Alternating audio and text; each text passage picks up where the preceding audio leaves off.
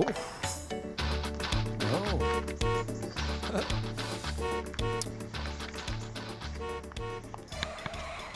BMW Z3. Today I'm going to show you how to remove these subframe bushings with no special tools, just a hacksaw blade, a drill bit, correct spanners, and I'm going to replace them with these bad boys, the old power flexors. It's an easy job, done it within a couple of hours. Please like and subscribe. Thanks for watching. Enjoy the video. Yeah, okay, first job, wheels off. Okay, next job we've got to do is remove this inner archway. There's 5 bolts to hold that on. I've recently taken this off, so they've got all brand new bolts in it. They can be rusty and they can be a pain to get out. 8mm bolt head. Got one here, one up here, one just up here, and you got one just underneath here. Okay, correction, there's 4 bolts holding that on. So you can see it's off now, and that reveals the subframe mounting that I'm gonna remove. I think actually this is in pretty good nick, but since I've already changed the other side. Next job after that, remove this out of the way. Okay, now then, the next job really is to undo the back here, up the side. There's 2 little, well, T6 screws, which has always been my biggest concern, is if you can't undo them, it makes the job a whole lot harder. I've got a 22mm nut here, which holds the back plate up. Loosened it already, so it should come off pretty easy. Okay, as you can see, it's, I've undone it mostly. It's dropped a little bit. You can see a little gap here, and just undo the not completely, and out comes the plate. There she is. Still in good nick, but I'm going to replace it in any case. I've got brand new bits. The same with this bolt, which I'm now going to see if I can loosen and maybe drop this down a little bit. If it doesn't drop down, then my main next thing is I'm actually going to cut it here. Make sure I can undo it first, cut it off here, drop the bolt through, and like I did on the other side, I'm going to have to drill all this out. But just here, you can see these dimples. There's like a groove inside the actual bushing. I'll show you a bit later. And that's where I've been cutting, because that way you can delicately cut that bit out without touching this actual casing. Okay, that's the plate that's just taken off. These are the screws I'm on about. You just cannot buy these new. BMW do not supply them, nor any other aftermarket people. I'll take them out by one of these. It's an H6 socket. Okay, this nut here is undone. It's quite loose. See, there's a gap there, and I don't think I'm going to be able to drop it anymore. We'll get a blade on there. I'm going to cut that off there, which will release the nut at some stage. What I could do is drill out the bushing here, and there's like an aluminium insert which will drop through, which will allow me to drop this bolt through. I've managed to cut the bolt out, and there is enough clearance possibly to get the proper tool in. So I'm going to order this tool from a supplier, and or at least call them, take some measurements and give it a go. I'll show you the clearance. Got about 45mm of clearance there.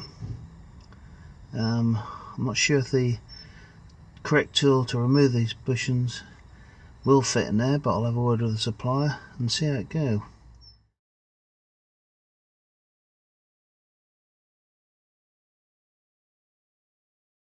Okay, I've emailed the tool supplier for the pulling tool last night, got a message this morning and it's a no-go.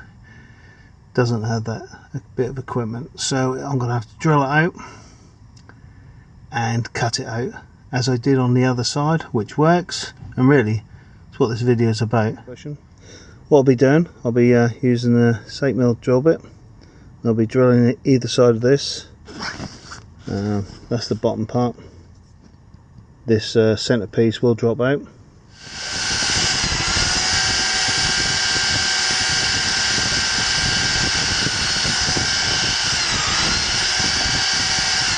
Almost there. Probably a couple little bits of rubber stopping that. I'll be able to wiggle that out, clean it up and see where we go from there. Okay, well, this is the plan. That is now out of the old one. As you can see, I'm being quite brutal with the drill, but it took me about 15 minutes, high speed drill, out there with that 8mm drill bit. And as you can see, that's now the centerpiece out, which leaves me to, you can just see that. Okay, that's the bush. You can just see at the back there that silvery bit of steel. Now that is that inner ring which is coated with the rubber, and that's the bit I'm now going to cut through. Luckily where it has come is the opposite side of these knobbles here, is exactly where I want to cut it. So my saw will go opposite side and I'll be able to cut through that piece there, and once I can feel that it's gone through, I'm hopefully, and shouldn't, damage any of this. So now I can get the saw in there now, and I can just spend a few hours just cutting through there by hand, and I'll do it both sides. And once you made a gap in between these two, which you'll pull that down, should do, you should be able to prise these inner bits out. It should drop out. Okay, I'll be starting to cut this through here. When you start doing this, you can feel a little bit of the rubber that's still left in there, protecting the inner part of that steel ring, and you'll be able to feel this by hand when you start getting to the steel ring.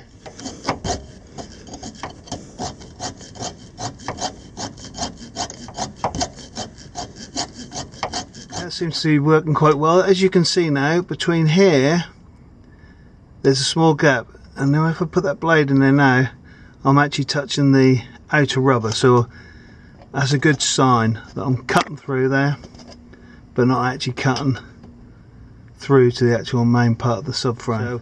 So I'm just going to keep doing that down a little bit. It's always good to do it this side because you've got plenty of light. We're on success. Okay, that's that out. Didn't take too much effort actually. A lot easier than the other side, but there again, I was learning all the time, and really that took me a couple of hours, if that. That's what it should look like, and this is what happens when you butcher it. But it came out. As I was knocking that through, good tip there, boiling hot water. See, there's the rubber coated inner sleeve. That's the bit that I'm barking on about, that you know that you can butcher this a little bit because you've got a little bit of protection there. Obviously this is the side which I've done most of the cutting. I did go through a little bit, but that's only through the rubber. I made small marks on the inner thing, but nothing at all dangerous, and that's the beauty by just taking your time, doing bit by bit and seeing the cracks. So yeah, it come out good.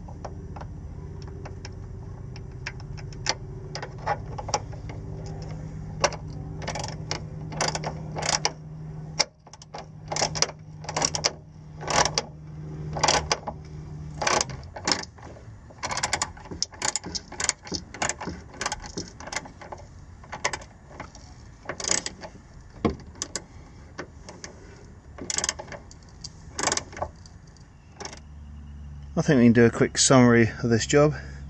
I think all in all, not too bad a job. Can certainly do it yourself. Mistakes made.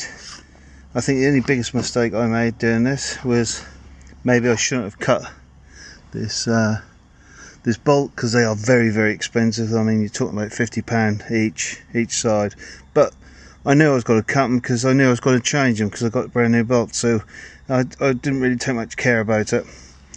But while I say it, this is the old one that come out. This is the new bit. Now really, the way I've jacked it up, you could probably hide that inside of the bushing while you're drilling either side. So yeah, I could have saved that, and once that middle bushing is actually out, you can then simply undo the bolt and just pull that out, clean this bolt up, maybe give it a paint job, and yeah, you could have saved it. So would have saved you £100. So that's the biggest mistake. But like I said, I was changing it in any case, so I wasn't really that bothered. But you know, hacksaw, a drill, I got this out, everything's clean, not really an issue. I'm putting power flexors in, these neoprene ones, and if I'm not happy with them, then I know that these will just fall out. You can just push them out very easy to fit, where these may be a job. So I got these brand new, so if I'm not happy with this, I'm 60 years old now, hardly gonna be drifting, but you know, you never know. The only biggest issue I always thought was these bolts here. These are the ones that go on the plate that sits underneath here.